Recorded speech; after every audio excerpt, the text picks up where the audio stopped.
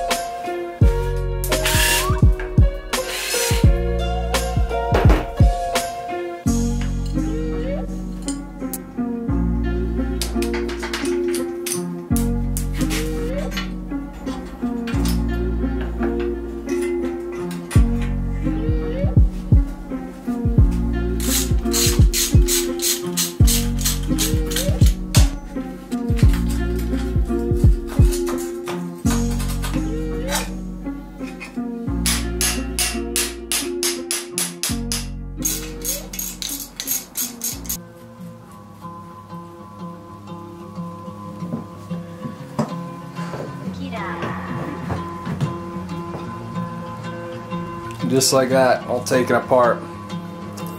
A lot fewer pieces than a big bike, but complicated in its own way.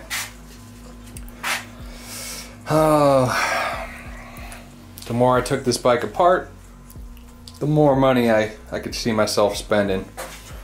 This freaking engine is dirty. Now I don't think I started it up in the last video, but it fired up and, you know, didn't sound like there was any type of piston slap or any issues with the engine. Side covers, we're gonna do something about that. I'm not sure if it'd be worth it to even paint them, or if we just try and go the powder coat route. As I pointed out in a previous video, this little guy, he kind of busted a hole right through and welded it up. The only thing I'm seeing broken on the cases is this little spot right here. I'm not sure if there was a mounting point like this right here. A little bit of chain rubbage going on in there, and the chain that was on this thing was just sloppy as can be. Same with the sprockets. I mean, it was basically wallered out. I'm not sure. I feel like this shaft is good and it's not worn down, but we'll take a peek at that. So much to do. I'm gonna make a parts list, and we'll go from there. Those forks, I don't know if they're salvageable. Everything else seems to be decent.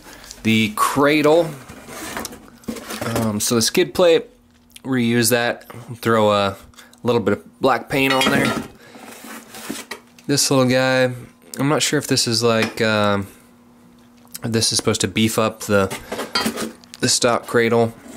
And then this guy, as you can tell, that side's bent, so I'll have to get new foot peg mounts. These foot pegs, they're pretty old, but a set of foot pegs these days costs a little bit of money. I'll see if I can find a deal on them. Otherwise, we're just going to stick with those. Car, decent condition, but I mean, it looks like trash. Got the BBR intake. It's all there for the most part. Triple clamps, we're going to have to probably do away with those. Gas tank, looks like all the threads are good to go there. We'll just clean that up. All these odds and ends, rear shock, ECU, all these axle bolts and stuff, they all seem to be pretty good. Nothing crazy, just everything's dirty. The old Pro Taper bars here. They're an old set, but as far as I can tell, they're straight. We might as well run them. Pipe, like I showed you before, all good to go. Little BBR seat. I'm not digging this seat cover. It looks like a Ninja Turtle seat cover. I'd much rather go with just a blacked out one. Makes it look a lot better in my opinion. Swing arm, she looks good. I don't really know what we're gonna get into with the plastics and graphics there. We'll have to dig a little deeper. As mentioned before, the wheel set, you know, it's not terrible. I could just run these tires until they're completely shot. If I find a decent deal on some new tires, I'll probably go that route. So there you go, folks, complete teardown of the KLX110. Just like every other bike we completely tear down, just a lot of work to get it back to decent condition. Takes even a lot more to get it in perfect condition. A bike like this, I'm gonna be as budget friendly as possible. I'm not going all out. I'm not getting $1,000 suspension for this 110. If I can find deals on different things and hopefully get a local guy to powder coat this frame and swing arm back there, maybe we can get that done. Now I'm probably like most of you, I don't have 3, 4, 5, 6 grand to throw into a bike. It'd be awesome to do that if I had the means to, but that's just not gonna work out. So budget. Keep this as cheap as possible without skimping on the necessities. But it looks like we've got a good platform to start with, and we've got a lot of decent parts. So it's just gonna be a lot of cleaning up and replacing just some of the janky parts that we have. So hope you enjoyed the teardown, and hopefully you enjoy the rest of the build. If you've done a 110 build, down below, whether KLX, CRF, TTR, doesn't matter. Let me know down below. If you're interested in anything I use, whether that's camera gear, moto parts, tools, fluids, maintenance stuff for dirt bikes, check it out all down below. It's laid out pretty simple for you, and you can scroll through, pick what you want. And as always, Wild Moto on Instagram, personal Instagram, Jourdon Gulick, posts back and forth on all those all the time. And tons of moto content, street, dirt, snow, all that good stuff. If you haven't turned post notifications on, do it. Not only does it help this channel out, but it helps you from missing an episode of whatever build we're doing. So again, appreciate it. We'll see you in the next build video. Peace.